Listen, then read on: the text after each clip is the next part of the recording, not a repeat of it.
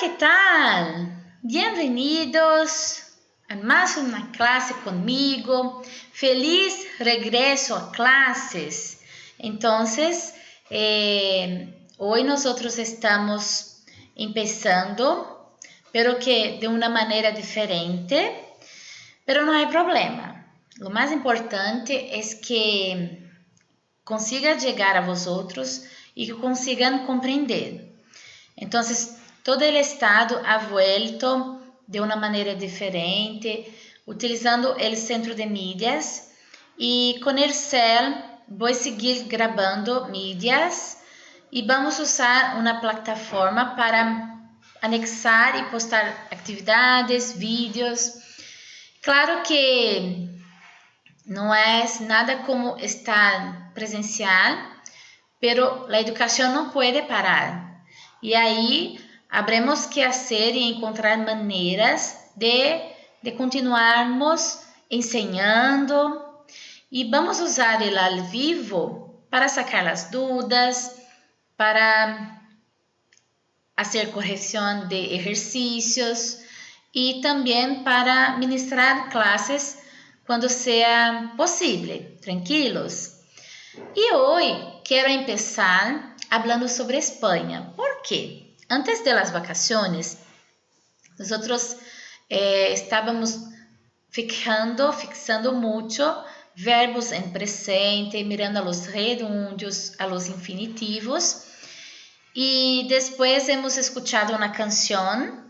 Esta canción trataba de un español, Enrique Iglesias, y habríamos discutido mucho la pronunciación de este cantante dentro de su lengua, que es el español, mirando los aspectos que son diferentes con el idioma que es hablado en tantos países como lengua materna. Y ahí ya había dicho que después que volviésemos, iríamos trabajar específicamente sobre España para conocer un poco más de este país, de sua importância. E assim, né? Hoje vamos falar de dados generais quanto à política, a história, a geografia e também a parte da cultura. Espanha é um país que hace fronteira com Portugal, França, Andorra e também Marruecos. Acá está todas as cidades que fazem parte de Espanha. Uma coisa importante é que estas cidades, dessas de acá, 17 cidades como Madrid, como Barcelona, como Catalunha, como León, são chamadas de comunidades autônomas ou cidades autônomas. Isso influencia em que são locais que decidem sobre si mesmos, que criam suas leis, que promulgam e fazem todo. Isso não significa que não são atrelados a um país que é Espanha. Não. Eles têm suas próprias regras, são independentes, todavia, fazem parte de um país que é Espanha e cuja capital é Madrid. Só que isso ocorre assim porque como o ministro, que é chamado Mariano Rajoy, ele sempre explica em suas entrevistas que a necessidade de que estas províncias sejam comunidades autônomas ocorre porque Espanha é uma das cidades mais antigas da Europa, da União Europeia, e que desde o princípio ha formado o reino por meio da união de rei e reina de lugares diferentes. Então, isso já começou muito antigamente. Então, por isso que são comunidades autônomas, porque eram regiões diferentes, lugares diferentes y que conforme ocurrió el matrimonio, el noviazgo de reyes y reinas que fueran conociendo y uniendo, que llegó a formação de Espanha. Por isso que alguém nos pergunta, qual que é a diferença, maestra, do espanhol para o castelhano? Então, o castelhano já vem lá de antigamente, né? El castelhano era a língua hablada en el período inicial. E agora não continua sendo? Não, ele ainda continua. Passa que, conforme a Espanha foi viajando, colonizando, o idioma foi cambiando e foi embarcando a ele palavras diferentes. E o castelhano e o catalão quedaram sendo línguas habladas do pueblo mais aparte, que não aceita coisas novas, que não aceita cambios da língua. Então, acá, como já les he mostrado, está o primeiro-ministro Mariano Rajoy. O sistema de governo de Espanha é um sistema de monarquia, ou seja, existe o rei e a reina. Então, não é um país como o Brasil, que elige seu presidente, elige seus governantes. Não. Ele que manda vem de uma tradição de sangue, então sempre vem lá de trás. E o atual rei é o Felipe VI, tá? Esse que é o rei. E ele se tornou rei, assim que seu padre Juan Carlos abdicou de seu reino. Vamos ver aqui o textinho, ele está em português, mas a maestra vai ler em espanhol. Felipe VI, Madrid, 30 de enero de 1968. Es el rey de España desde 2014.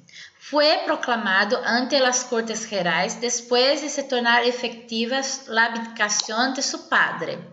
Es el tercero hijo del matrimonio formado por el rey Juan Carlos y su esposa, Sofía da Grecia y Dinamarca. Está casado con la ex plebeya Letícia Ortiz, reina consorte, con la cual tiene 2 hijas, la princesa das Asturias, Leonor, y la infanta Sofía. A 21 de enero de 1977, le fue concedido oficialmente o título de Príncipe de las Asturias. Então, a região lá da Astúria deu para ele esse título de Príncipe das Astúrias. E ele se tornou rei porque o seu pai, o João Carlos, abdicou do reinado, já estava cansado. Dados principais, né? Madrid es la capital, la moneda es el euro, la población está en este entorno, tá? Claro que a causa de las muertes devido al COVID-19, todo eso puede ser que ya no sea la misma cosa, porque existe un número grande de muertos en España, así como em todos os países que esse vírus está passando. A região predominante é o catolicismo. Já falei que hace fronteira com esses países de aí. E vamos conhecer um pouco mais agora sobre as construções em Espanha. Isso é importante porque dentro de um estudo de línguas, quando estudamos, não só aprendemos a falar, sino que é importante que conhecemos o país, a cultura, porque se um dia vamos viajar, se tivermos a oportunidade de ir à Espanha, todo isso nos vai mostrar que já de alguma maneira já conhecemos, vamos saber compreender e entender. Então, aqui a gente começa falando um pouco da arquitetura. estilos de construcciones. Entonces, está uma igreja que é gótica, né? Então, o estilo de construção desta igreja é gótica. Acá já nos mostra uma igreja que traz o período do Renascimento. Acá já está uma arquitetura barroca, então uma construção que nos mostra o barroco.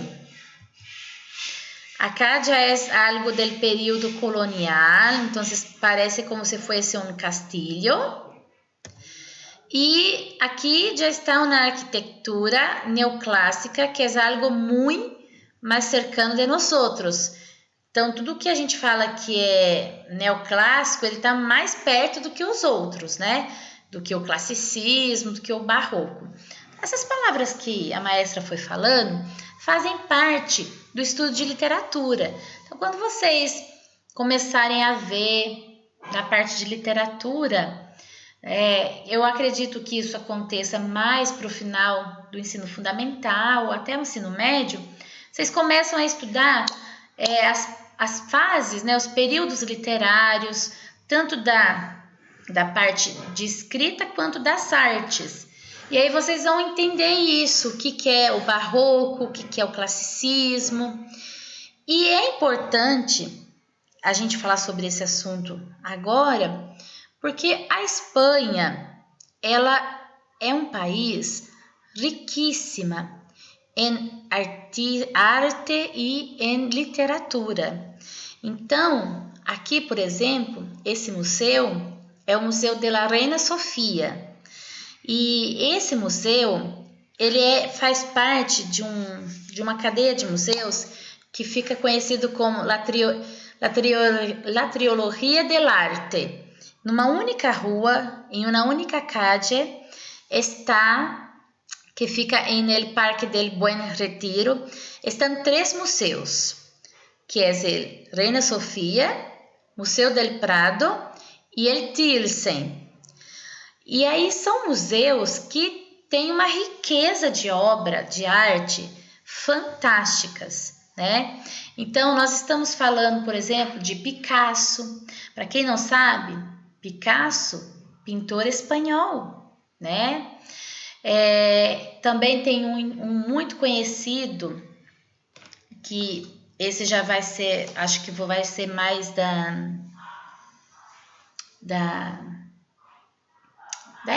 época de vocês, que eu quero dizer, do momento, porque talvez ele ficou conhecido quando vocês assistiram o seriado lá La Casa de Papel, né?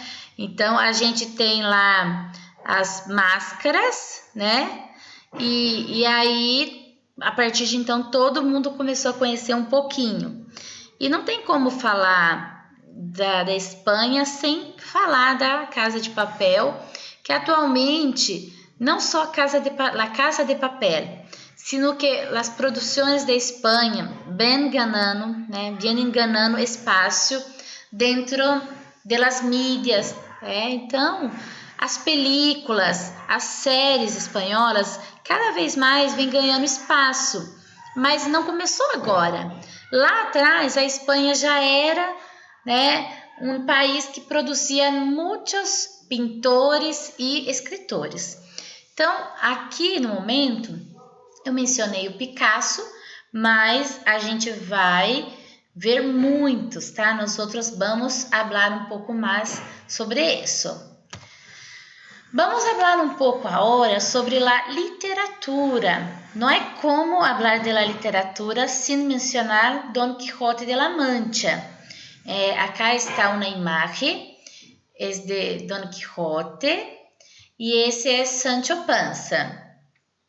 A quem não conozca essa história, Quijote era um hidalgo que já tinha idade e começou a ler muitos livros de histórias de cavalaria, e passou um pouco, ele se puso insano e chegou um momento que creia que ele mesmo era um cavaleiro errante e decidiu seguir viaje para vencer o mal, para lutar em favor das doncelas. Aí ele diz que conhece a Dulcinea e elige a Sancho para ser seu fiel escudeiro.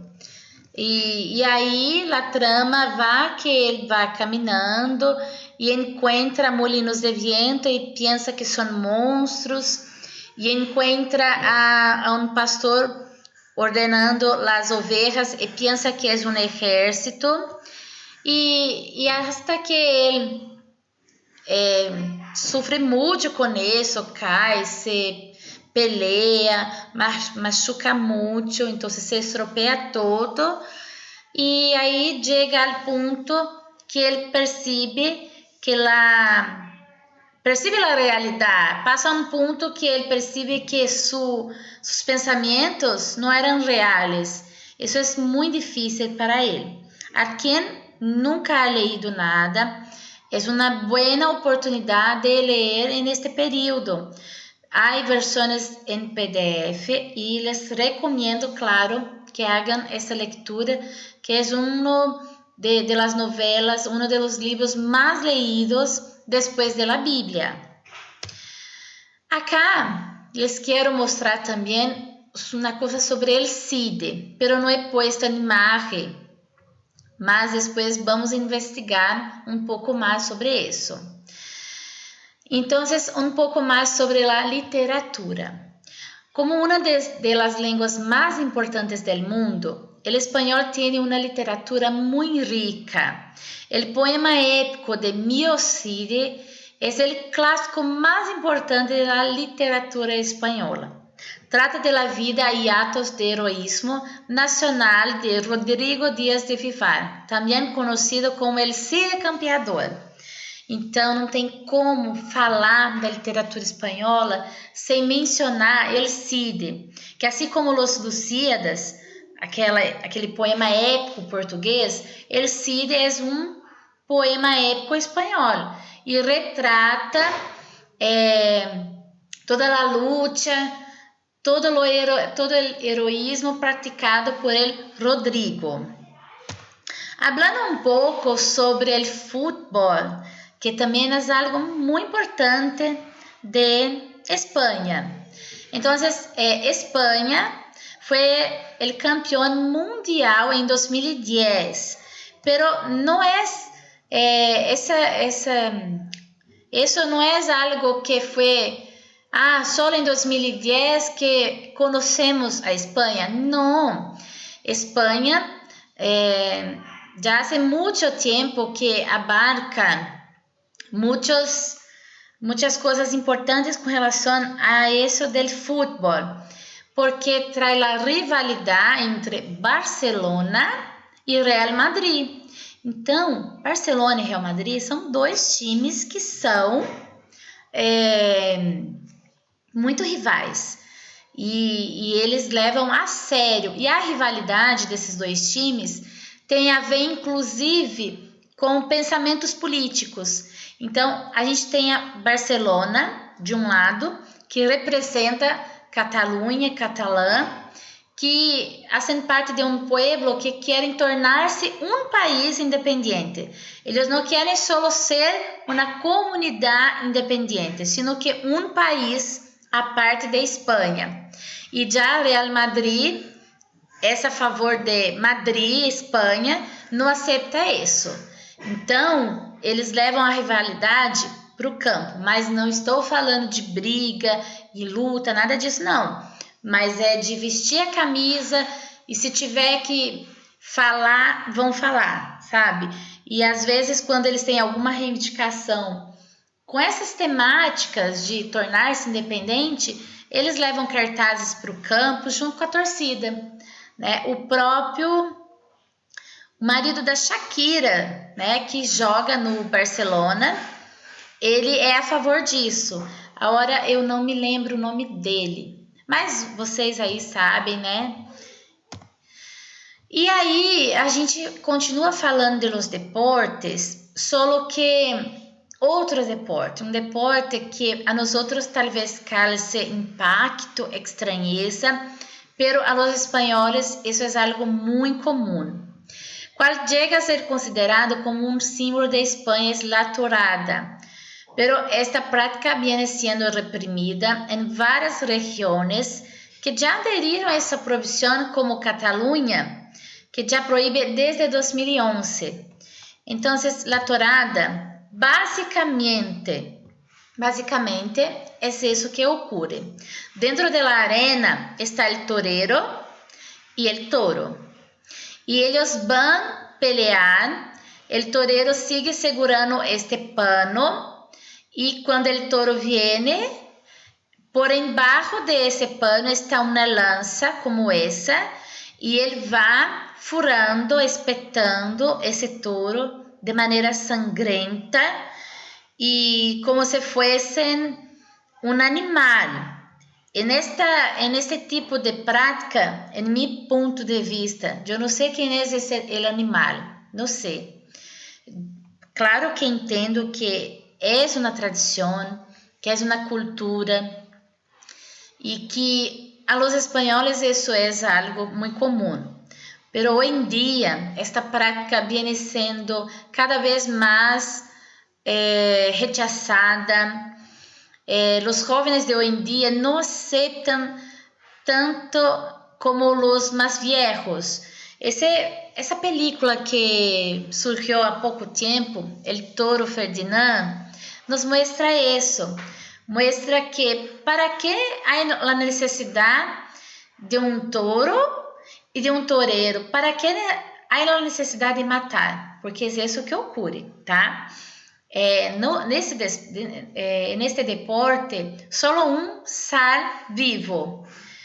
Siempre, generalmente, es el hombre. El animal nunca sobrevive. Y cuando ocurren algunos accidentes de que el animal venza, al final ellos sacrifican ese animal que sobrevive. Lo que deja el toro nervioso no es el color del pano, como muchos piensan. El color del pano sirve para mostrar la fuerza, la sangre, la fuerza española, la fuerza del torero. Lo que deja el toro nervioso es que antes de entrar en esta arena, él queda en el establo y las personas, quienes cuidan de ellos, amarram sus sacos. Então, eles amarram, eles prendem o saco do touro, o que deixa o touro com dor e nervoso. Igual acontece também aqui nos rodeios, A gente sabe que tem alguns rodeios que eles fazem isso com os animais, Eles amarram lá o saco do touro e aí o que acontece? Claro que ele está sentindo dor, na hora que abre e solta, ele sai naquela raiva, Ele sai naquele impulso e aí começa o duelo. É uma realidade muito triste. Esse é um esporte praticado principalmente em Madrid, na região de Andalucia, mas algumas regiões já aboliram essa prática, que é uma prática da cultura popular, mas a galera que é mais jovem, tá antenada, vem rechaçando cada vez mais isso, ou seja, eles vêm recusando, não querem de maneira nenhuma esse tipo de coisa. Ahora vamos falar um pouco da culinária espanhola, vamos falar um pouco das comidas.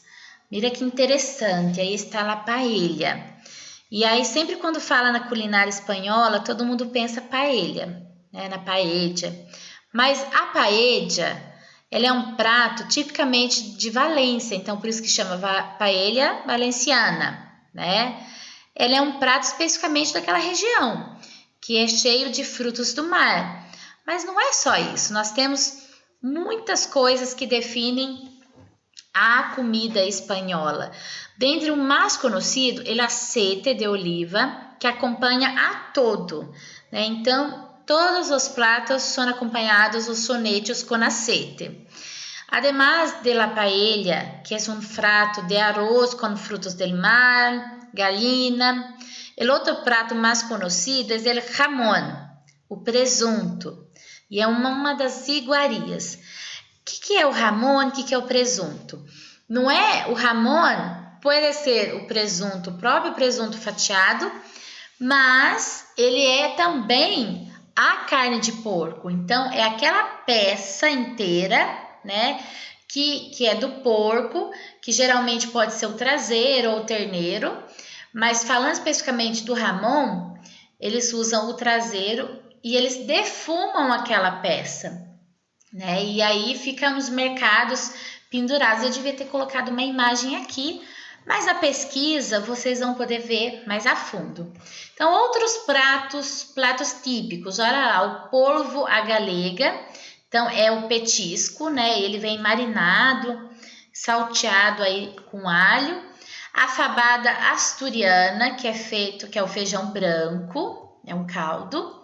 A sopa castelhana, que é com pão e carnes. O cocido madrilenho, que é com grão de bico.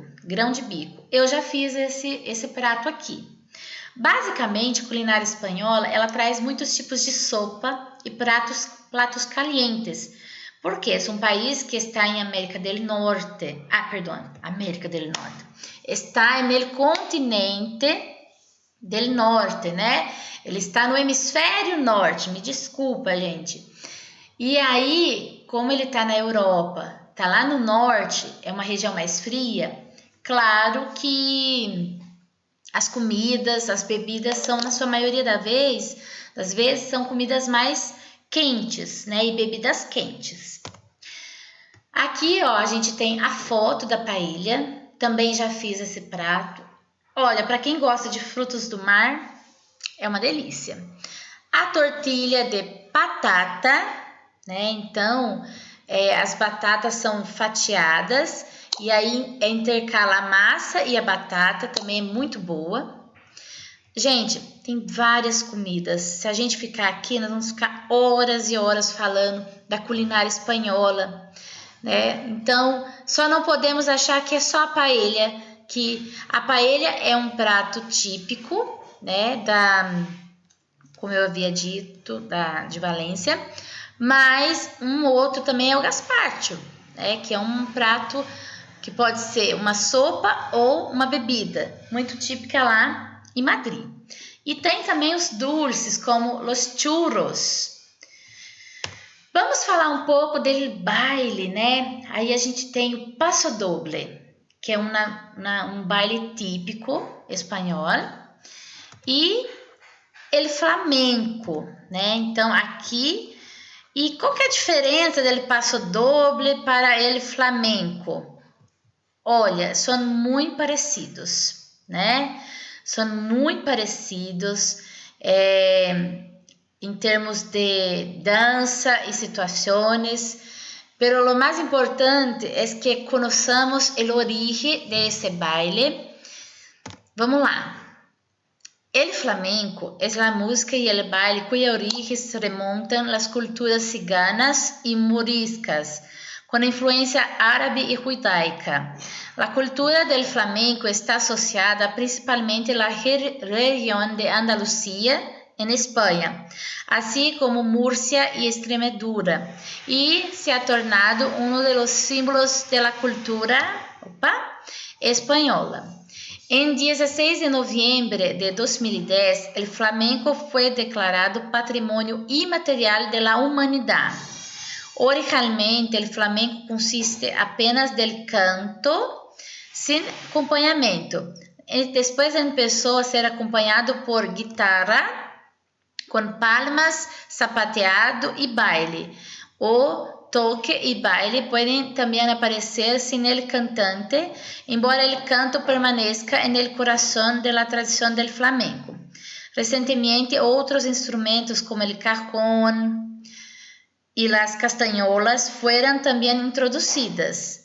Então, no flamenco foi introduzida aí as castanholas. Muitos dos detalhes do desarrollo del flamenco fueron perdidos en la historia de Espanha y existen varias razones para esta falta de evidencias históricas. Los tiempos turbulentos de los pueblos envolvidos en la cultura del flamenco. Los moros, los ciganos y los judíos fueron perseguidos por la Inquisición española en diversos tiempos. Los ciganos possuían principalmente una cultura oral. Sus músicas eran pasadas a nuevas realizaciones a través de situaciones y actuaciones en la comunidad. El flamenco no fue considerado una forma del arte sobre cual valiese la pena escribir durante mucho tiempo. Durante su existencia, el flamenco esteve dentro e fora de moda por diversas vezes. Então, desde 2010 que o flamenco foi considerado patrimônio da cultura imaterial, ou seja, ele tem que ser preservado, ele não pode se perder no tempo, porque ele faz uma cultura imaterial, daquilo que a gente vê e ouve e que faz parte das tradições populares de um povo, de um país. Remonta principalmente à época dos ciganos. Então, para quem não sabe, a origem cigana, né? Os ciganos são de origem espanhola, eles são, né, descendentes de espanhóis. São espanhóis, então os que vivem aqui são descendentes e os que vivem lá são espanhóis. E eles foram perseguidos, né, tanto pela Inquisição, né, da Igreja Católica na época, tanto também durante a Segunda Guerra Mundial. Então, tiveram que mudar, fugir da Espanha e por conta disso também que os seus usos, os seus costumes foram se perdendo na memória desse país. Mas é muito interessante, né? Tem vários cantores, tem o grupo que se chama Los Guipis, né? E eles fizeram várias canções de sucesso, até para novelas brasileiras, né? Aquela novela que teve, não é da época de vocês, mas vocês vão pesquisar, vocês vão ver. Explode Coração, chamava a novela. Tinha a Cigana Dara, a Cigana Dara, eu acho que é isso mesmo. E aí aparecia a música desses ciganos, né? E que são os guipis, é isso mesmo.